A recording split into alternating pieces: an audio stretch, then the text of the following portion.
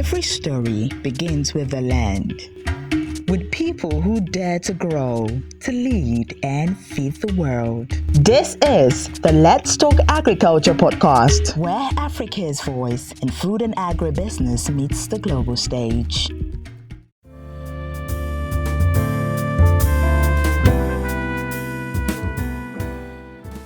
Hi everyone, and welcome to the Let's Talk Agriculture podcast, where we explore the realities, opportunities, and the evolving dynamics shaping agriculture and food systems across Africa and the global market. You see, a lot of agriculture conversations focus heavily on production, talk about increasing yields, improving outputs, and growing more food. But across many African agricultural systems, the bigger challenge often begins after production. Now I'm talking about storage, processing, logistics, market coordination, infrastructure, and financing. Because the truth is that production alone does not automatically create strong agriculture businesses or functioning value chains. And this is where many agribusinesses across the continent still struggle. So, today's conversation is about what it actually takes to build agricultural systems that can scale sustainably, very important, beyond production. And joining me today is Forrest Patrick Branch, the Managing Director of Kolagri, with decades of experience working across agribusiness systems within Africa's SADC region. Thank you for joining the show today. How are you doing? So Sharon, thank you first and foremost for having me, for thinking of me, and for this platform. I think what you're doing is on the pulse of what is happening across our continent, our 54 countries, and more importantly, across our industry, agribusiness. So thank you for the opportunity. It's a pleasure. It's a pleasure to always have incredible people who are doing an amazing job across the agriculture industry. So thank you so much once again. And to get this episode running, I would like to start from your experience. You've worked across agriculture systems in Africa for decades now. So, from your perspective, what are some of the biggest realities people outside the sector often misunderstand about African agriculture? So, before we go deep into that, I think the first misconception is that agriculture is agribusiness, and it's not. Agriculture is science. Agriculture is nitrogen-fixing bacteria in the soil. It's precipitation, it's moisture levels, it's evapotranspiration, it's photosynthesis, it's seed quality, it's fertilizer, it's emergence, that sort of thing. Agribusiness is the intersection of commerce, really with post-production. So agribusiness is more on post-cultivation, post-production, from harvest onwards, whereas agriculture is preparation, tillage, planting, cultivation, and agriculture really ends right around harvesting. Storage and the like, processing, distribution, is really the bellwether component of agribusiness. So I would say one of the misalignments is people want to invest in agriculture. The investment really should start not with the science. The investment in agribusiness really should start with markets. So the first thing you want to do, if you are working beyond subsistence, if you are in the commercial space where you're trading, you want to assess your market. And I think this is one of the areas where across the continent, we have a lot of work to do. So understanding your market works something like this. I'm in a market, I'm in a population, a province, a state, a district of 3 million people. And those 3 million people, on average, have a family size of 5. So that's going to give me 600,000 families. Those families buy, on average, 1 25 kg bag of rice or one 25 kg bag of wheat flour or maize maize flour per month.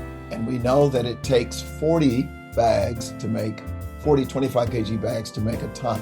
So from the 600,000, we just divide the 600,000, well, we multiply the 600,000 times the 25 bags. That will give us the number of bags, 600,000 bags of 25 kg. We divide that by 40, and then that gives us the tonnage. So, I think in that example, it might be somewhere in the neighborhood of 15,000 tons. Now you know what your demand is, and you can't really, on the commercial side, you can't plan effectively if you don't know what your market size is, because your market demand informs the size of your operation. It informs your offtake. It informs procurement of what you have in your inventory, and it tells the operator how much I should produce, when I should produce. It may inform you of what size you should package in. Women don't necessarily, or men, like to carry around 50 kg bags of anything: cement, rice, wheat flour, maize flour. And sometimes, for the sake of convenience, market indicators will inform you of even how the product should be presented. I think where we're coming from, many market players or farmers, for example, focus on the inputs. They focus on mechanization, the horsepower of the tractor. They focus on the implements. Am I going to go with an 8-row planter, a 12-row planter, a 24-row planter? You can produce anything in this world, but if you do that without market demand, you don't have a business, you have an operation. And so there are many operations that are failed because they've produced products that they cannot sell in the market space. So everything begins with the market, and the market is a basket of human beings that pull out their wallets for cash or debit cards or credit cards or do bank transfers. That's the market. Understanding your market informs the business in terms of scale, product mix, and volume. Thank you so much for sharing that. And this is just one very simple way to separate agriculture from agribusiness, because I think lots of people are still thinking alike. They're still thinking that this is the same thing, and that alone is stalling their growth. And also, I think that it comes up a lot across agriculture conversations. What actually comes up so much is that many agribusinesses are able to produce food, but scaling beyond production becomes pretty much difficult. But then again, I would like to know why you think many agribusinesses struggle after production, even when the demand exists. I think it's, that's a really good question, Sharon. And I think, first of all, let me go back to the definition, and then I'll try and address that part of the question. Okay.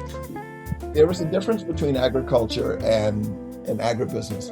A livestock producer, just a producer, a farmer that has cows, is engaged in agriculture.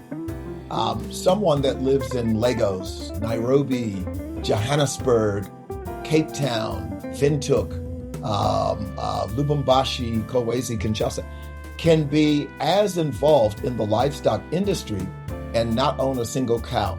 So, for example, they may have a 10-ton refrigerated truck that carries carcasses, or that carries, the leg of the cow or the quarter of the cow, or it might carry a sheep, or it might carry a hog, or it might carry a goat carcass. So you can be in the distribution, post kind of production of livestock, and be as significant a player in the livestock industry without ever feeding an animal. I'm told that in Nairobi, one of the largest dairies in Nairobi doesn't have a single cow because they use an outgrower model. So the farmers bring their milk to the dairy for pasteurization, processing, and packaging. And I think, to your question, one of the major challenges that commercial agribusinesses have in terms of scaling the operation to further address their total addressable market or their market size, it's really one of organization. And so some of the keys to great organization would be doing studies. And those studies can be what we call rapid rural appraisals. They can be rapid market appraisals. They can be surveys. And in this day in which we live in, where everyone is carrying a smartphone, you can go to something like SurveyMonkey and get a free survey. I think you get 6 questions. You send that out to maybe 100 different cell phone numbers. You go to your telecom operator or on social media, and you get feedback. And so the feedback provides a rich data source, not just quantitatively, but qualitatively. I think, secondly, taking that information and organizing it into a business plan. For some reason, banks, equity funds, they all require business plans as part of maybe 3 or 4 critical pieces of documentation, so they can assess risk. So they can assess the investment worthiness of the proposition, and then later the credit worthiness of the promoter. But for some reason in agriculture, agribusiness, we think that simply because we're producing something, we deserve financial resources that would facilitate our scaling. Well, we have to play by the same rules as any other industry, as the healthcare industry, the private for-profit education industry, logistics industry, manufacturing industry. So the agricultural industry is not unique in the sense that we do not have to prepare our respective portfolio companies and into a template in which the lender or the investor can understand. And I think in my business, I've done, maybe 50 or 60 business plans for commercial enterprises. And often the agribusiness portfolio owner, small or medium or large, they're often shocked at how much data they were sitting on. It's simply that they either didn't pay attention to it or it wasn't organized properly. So organizing into a simple business plan, I would say start with a one-pager. What's the size of your market? How many products are you selling into that market? How much does it cost to sell that product? So if you're selling tins of soda or cool drink or colas, if you buy them for $5 and you sell them for $10, you know that for every $100 it's costing you $50. So that's going to give you your gross margin, your gross profit, the dollar figure, the gross margin, is expressed as a percentage. And then how much do you have to pay month to month in terms of your operating costs? Are you leasing anything? Do you pay utilities for power? A big one for farmers in rural areas is the transport of their goods. I know in some parts of Congo, unfortunately, the transport of their maize or cassava to the market can take upwards of 25 or 30% of the profits. So once you have that on a simple one page of paper,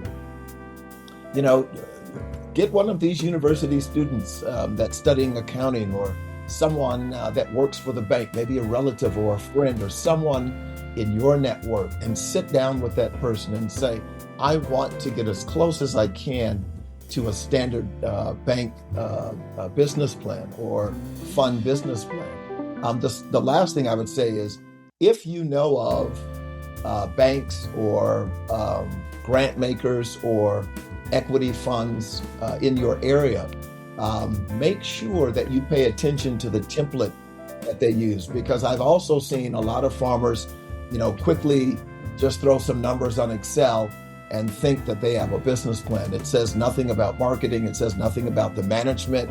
It says nothing about the experience of the people that are, running the operation.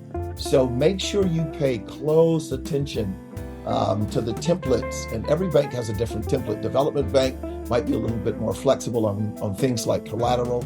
But these are the reasons ultimately that, prevent scaling. We have to play by the rules because now we're leaving agriculture and we're agribusiness, and we're entering the financial industry. And the financial industry has a set of rules, and those rules are pretty unforgiving. So that's just one reason. Okay, so basically we are pegging all of this to building a system, right? A system in your business that also this is all about financing, is it coordination, because you've been mentioning putting together a business plan for us to be able to access finance, of which is a major challenge for many agribusinesses. So are we saying that this is all pegged at the system that the agribusiness is operating? Well, Sharon, you'll often hear someone say, I could scale my business, but I need another mill. I could scale my business, but I need another diesel generator. I could scale. Well, you can't. It doesn't end there. It is the responsibility of the promoter of that business to organize themselves in such a manner where the person that doesn't understand the lingua franca of their industry, of the agricultural industry, you have to begin to speak a language which kind of integrates the representatives from the finance industry into your industry. Today, if I travel to China, if I'm in an area where English is not really spoken, if I'm outside of Shanghai or outside of Guangzhou, there are so many apps on the phone where you can speak your language, and then it will translate into the appropriate language where you're at. That's essentially what we have to do with our businesses. We have to speak the other language, and so we need that intermediary platform to get us there. And so I think one of the best things that can happen to an aspiring, what they call agripreneur, is to really sit down and listen to someone that works for a financial institution and get their perception of agriculture. If you mention agriculture to a bank in Namibia, immediately, images of high risk and crop failure are conjured up, because Namibia is an extremely arid country. We have two deserts. We have the world's oldest desert, the Namib, and then we share a desert with Botswana, the Kalahari. And so, but if you sit down, if your business plan is crafted using the template of bank language. For example, if I come and say, I want to set up a small milling operation, I need 500,000 Namibian dollars, which at today's rate is about $30,000. The first thing I'll say to the bank is, this is low risk because it's very high risk to cultivate maize in Namibia, but it's very low risk to buy maize that has already been cultivated and process it into animal feed or into maize flour. The miller doesn't have to deal with the prospect of flooding or the prospect of drought or the prospect of armyworm. The miller simply needs stable either diesel or they need stable electricity. And so if you start speaking in terms of risk, if you start speaking, you say, the average margin for a miller is only 18%, but our projections are that we're going to be looking at 26% because we're only 5 kilometers from the maize belt, where most of the maize is produced. We're embedded, so our transport costs are lower. The cost for the farmer to come to the mill and process their flour is much lower. When you start speaking in the banker's language or in the investor's language, in the lender's language, even if it's a family member, or if it's a nonprofit, an NGO that has grants, but we have to learn to speak the language of the people that control the gates and keys to our scaling. And that onus is on us. Yes, thank you so much for sharing that. I think that's really spot on. I know you've mentioned working across around grain system, storage, milling, and vertically integrated agribusiness structures. So, when people hear vertical integration, it can sometimes, sound technical. In simple terms, what does that actually mean within African agriculture? And maybe you could just add why that actually is important. Okay, so if we think of a vertical plane, so if we go back to algebra class, so vertical is just from the floor to the ceiling. Horizontal would be from the wall to the window, from the window to the wall. Vertically integrated is from the floor to the ceiling. So imagine you are a burger kiosk and you sell burgers. You sell burgers with cheese, you sell regular burgers, you sell them with onions and pickles and gherkins and tomato puree and mustard. You sell all kinds of, and you also sell chips. And you also sell Coca-Cola. Okay, so you are buying your meat, your minced meat, your ground beef from somewhere.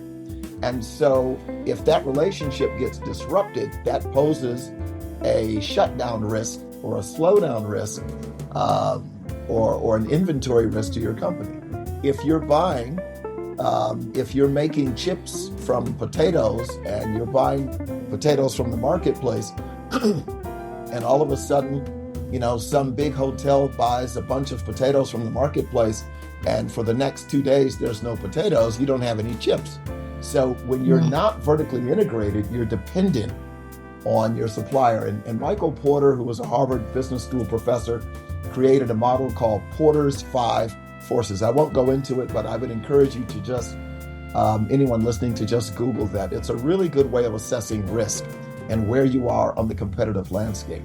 But when you're vertically integrated, a vertical integrated burger shop would be, so Sharon has a burger kiosk somewhere in New York or Lagos or Harare, and she's selling burgers, but she has 50 cows on her farm, and she has people in her family or that work for her that are slaughtering cows.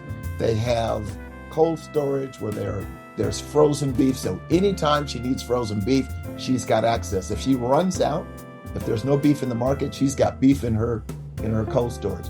She also has a 5-hectare potato farm. And we know that potatoes typically yield, in Namibia, I think we're looking at about anywhere from 15 to 20 tons per hectare. So she has an abundance of potatoes stored somewhere in the earth in sawdust or in sand, or she's got them stored.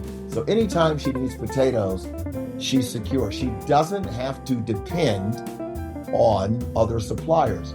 And so that de-risks the business, it reduces the risk, and it makes the business more independent. And that's really important when you're in an environment where you don't have a market that supplies all of the inputs that you need. So for example, in the Congo, in the southern part of the Congo, so Congo is a country with 26 provinces. And so the 2 southern provinces, one is called Haut-Katanga, the other is called Lualaba. So on the Zambia border, you've got Haut-Katanga province, and also on the Zambian border, a little bit more to the west, you've got Lualaba. And so historically, if I look back over the last 25, 30 years, grain millers would import maize. In fact, they would import processed flour, maize flour, and they would just sell it. So there was not a lot of milling. But then they started buying grain from something called the FRA, the Food Reserve Agency in Zambia. They would buy grain wholesale, they would mill it, and then they would package it, and then they would sell it in the DRC. If Zambia decides to cut off the grain supply, if Zambia has bad weather for a season or 2 seasons in a row, that could disrupt the availability of the milling seed that Zambia would be willing to sell. And if Zambia decides not to sell because they put their own national food security as a priority over exports, then that's going to disrupt the business of the miller. So vertical integration in that example would be the milling company would then say, you know what, I'm going to lease 500 to 1,000 hectares. I'm going to invest in some tractors and mechanization and some implements, some seed input, some soil amendments like fertilizer, nitrogen, phosphorus, potassium, some herbicides if that's needed, pesticide if that's needed. And I'm going to make sure that I've got my own supply of maize, and I'm going to build some grain bins to store that maize seed in so I can have a regular uninterrupted supply. So vertically integrated simply means less dependence on input suppliers. It means more independence, and that the business is covering more aspects of the value chain of the industry that it's in.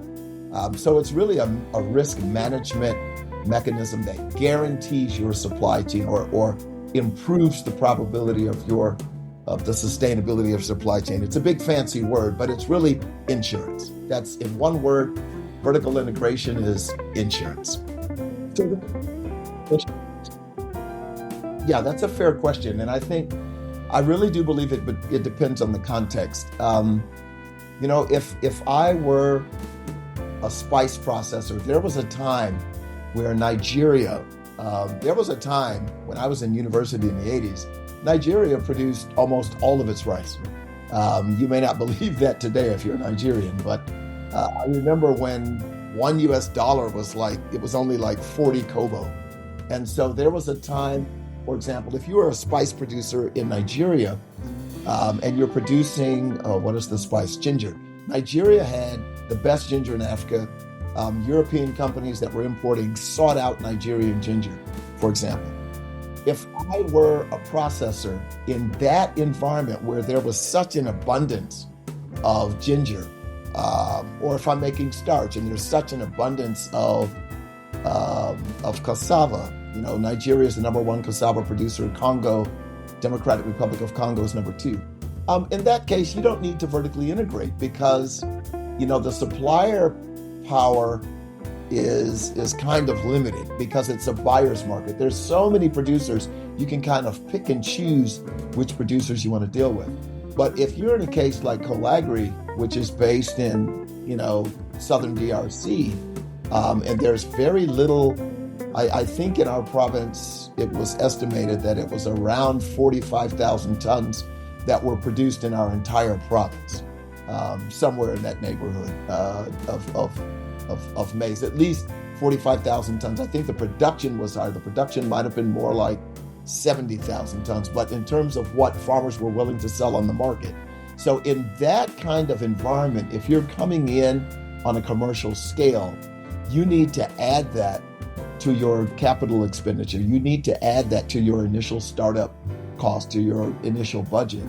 And that's kind of a different situation because Kolagri is not an SME enterprise. If anything, it's what we call an MME or mid-market enterprise. And so it's coming in a little bit more capital intensive than, a smaller operation where someone has a hammer mill that can produce, maybe 2 to 5 tons per day.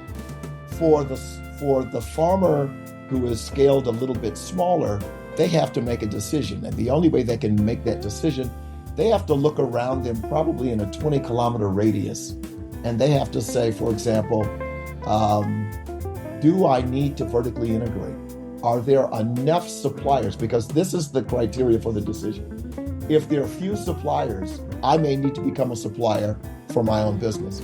If there's an abundance of suppliers, then I don't need to vertically integrate, and there are cost implications. But if the success of your business rests on your supply, your regular sustainable supply of inputs, then you really have no choice. And in our case, we did not want to, we can't survive on a business of our scale, depending on whether or not we're able to source seed from the region. South Africa, like most of the SADC or Southern Africa Development Community countries, suffered from drought 2 or 3 years ago. So did Zambia. And so there was not a sustainable level of exportable seed to the Congo. And so prices went up, supply went down. I've seen retail prices of maize flour per ton at $1,200 to $1,300 per ton. Whereas in Namibia, it's probably, it has been significantly less than that. So the price really should be somewhere around $750 per ton. I mean, that would be, if I go back historically from 2010 to about 2015, it was trading around $550 to $600 a ton. So the price increases have been artificial, but these are the reasons why you would make the decision to vertically integrate or not. If you have plenty of suppliers, then typically no need to vertically integrate. If there are few suppliers, or if the suppliers are kind of an oligopoly or monopoly and they're increasing their prices every 3 months, then it could be time to look at vertically integrating and ensuring that you have your own supply and that you're not subject to, you're not at the mercy of high-priced suppliers, or you're not at the mercy of a very irregular here today, not here today supply chain. Sharon, that's the crux of the matter right there. So for every business that I'm leading, the due diligence for, the first two questions are, what is the market size? And then the second critical component is, what is the compounded average growth rate? So what is the growth of that market? So, for example, when I first came to the DRC, I think it was 2017, I entered Lubumbashi, and then I think the next day we drove to Kolwezi, which is where I had been introduced to this part of Congo that had potential. And so the population, I think, in the entire province was about 1.8. Then the copper price increased dramatically. The cobalt price increased dramatically. And then over a few years, the population increased to, you hear different statistics. If you talk to the World Bank, it's 3 million. If you talk to people in government, it's somewhere in the neighborhood of 4.5 million. But it's at least at a minimum, it's about a 150 to 200% increase. So by virtue of the population increase, we knew the market was growing. Secondly, our research indicated that maize was about 65% of the starch, of the staple. The balance of that being probably 30% cassava, and then 5% was kind of rice and wheat products mixed in. Wheat is something, bread is something that most countries in Africa that are French-speaking have learned, to eat through, historical factors. But maize is the staple. And so if we look at the supply of maize now, it was very limited. There was only one company in the entire province that was milling maize. Their output was quite low, probably about 1,000 to 2,000 tons a month. But the balance of the maize that was coming into the province was being imported from Haut-Katanga, where the capital of which is Lubumbashi.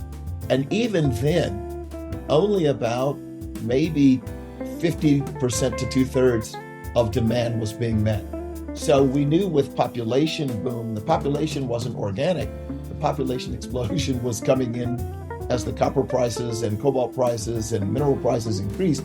People were coming from Lubumbashi to Kolwezi, from Mbujimai, Kasai, Oriental to Kolwezi, from Kinshasa to Kolwezi, all over the country, because it was an economic, hub.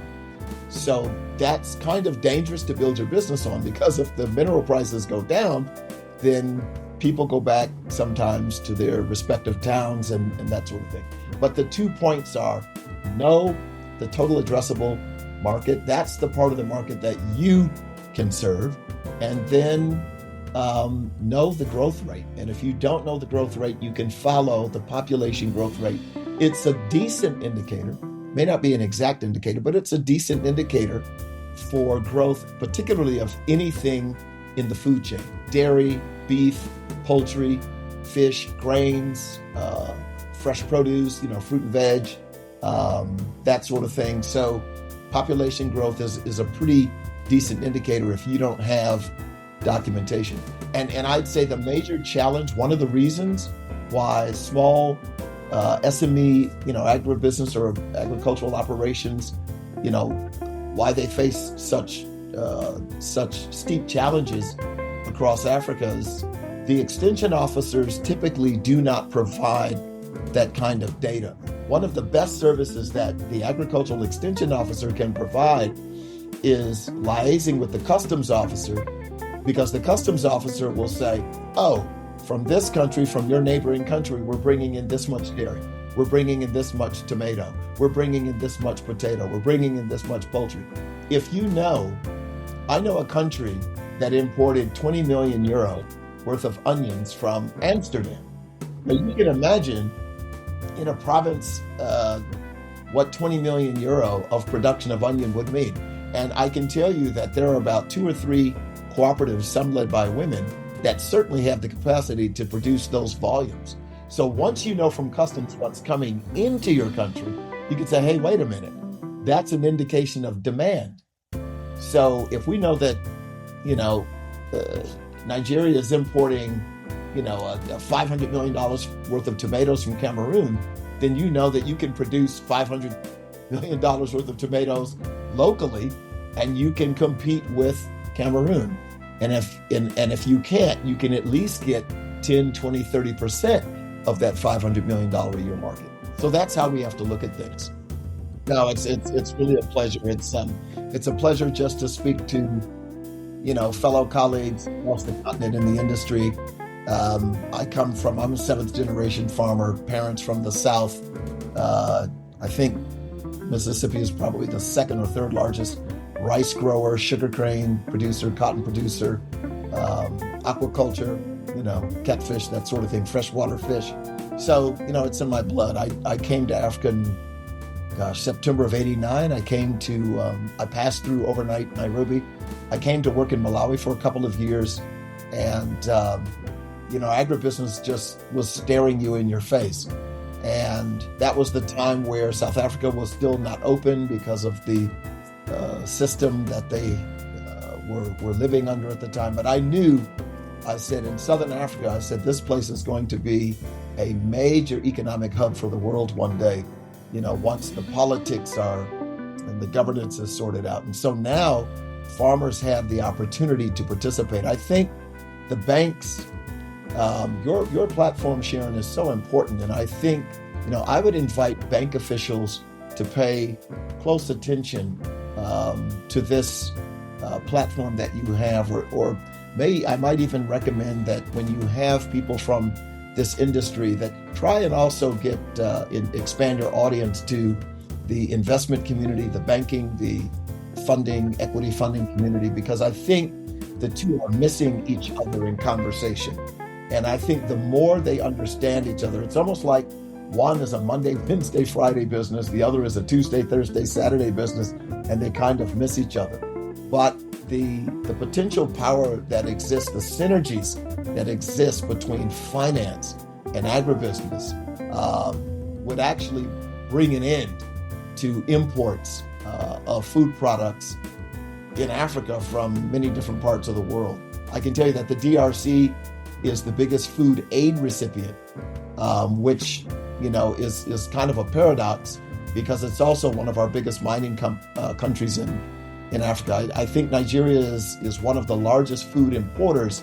I think Egypt is the largest food importer, but that's different because they're bringing in raw grains for processing. But I'm talking about net FMCG consumer goods. A lot of these markets could lift our people out of poverty, in the same space of time that China, I think in 20 years, China took almost 500 million people out of poverty, in a generation. And I think if we just pay attention to what we have on the ground, the issue is markets. The issue is not production. The issue is not cultivation. The issue is not scaling tractors necessarily. The issue is understanding your market. How can you be better than the competition? How can you be more cost effective than the competition? How can you produce better quality than the competition? How can you reduce your post-harvest losses better than the competition? How can you store things better? How can you relate and build consumer communities better than your competitors? That's where it is. And most of our competitors, when it comes to the food industry, most of them are not necessarily local. Most of them are outside of our respective borders. So that's just one perspective.